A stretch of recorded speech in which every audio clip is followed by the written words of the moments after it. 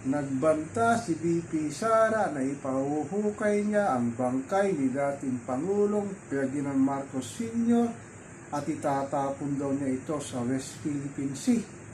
Grabe ka naman, Sara, no? At sinabi niya pang pupugutan din niya si PBBM. Ano ba nangyayari dito sa pag-iisip ni Sara Duterte? May sayad na yata ito dahil lang sa usapin ng budget sa kanyang Office of the Vice President at kanyang pinamunuan noon ng DepEd ay hindi niya talaga mapaliwanag ang kanyang copy funds, ang mga budget na kanyang ginastos na meron lamang acknowledgement receipt pero walang may pakitang resibo. Sinasabi niya pang pinupolitika siya. Ngayon naman parang ang tatay niya nagsasalita, kaya sinasabi ng mga netizen kung ano ang puno, siya ang bunga, nagbabanta na sa sinasabing pupugutan nga niya si PBBM. Ano ba itong ginagawa mo, Inday Sara? Kung sana nga naipaliwanag mo ng maayos kung saan napunta yung mga sinasabing wish ni Juan Pasang Cruz na iyong ginamit, wala sanang pag-uusik sa iyo ang mababang kapulungan, ngunit hindi mo nga maipaliwanag ang iyong mga gastusin. Kaya ito ang yung sinasabi na, ang sabi nga ng ilang political analyst, may sayad daw itong si VP Inday Sara sa kanyang pinagsasabi.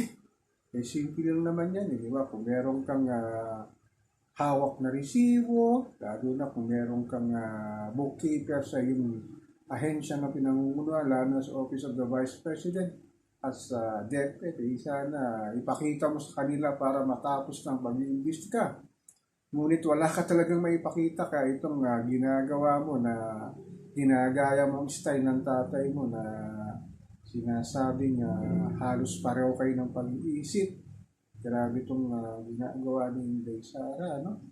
Imbis na ipaliwanag niya sa Kongreso ang kanyang sinasabing maganda na pakikitungo sa kanila, pero ito ang ginagawa niya talaga, nang bubuli na.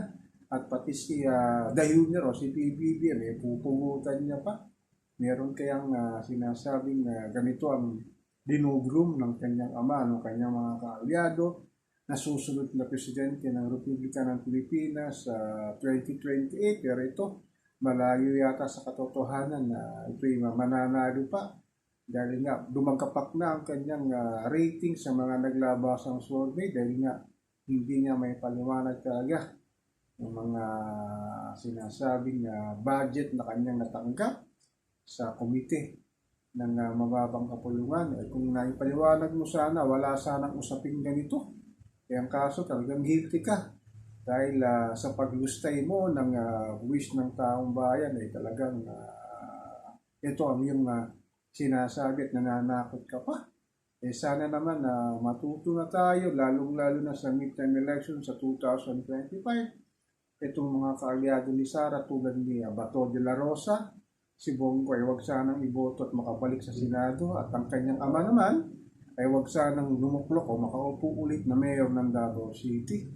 So ganun talaga siguro ang nais na ipahiwatig ni Sara, na hindi talaga siya matitibag ng sino mang mga kongresista na umuusig sa kanya. So ako po si Papa Ken, patuloy po ako magmimiron, magmamatsyag dito sa araw-araw na kaganapan dito sa ating buhay, sa ating mahal na inang bayan.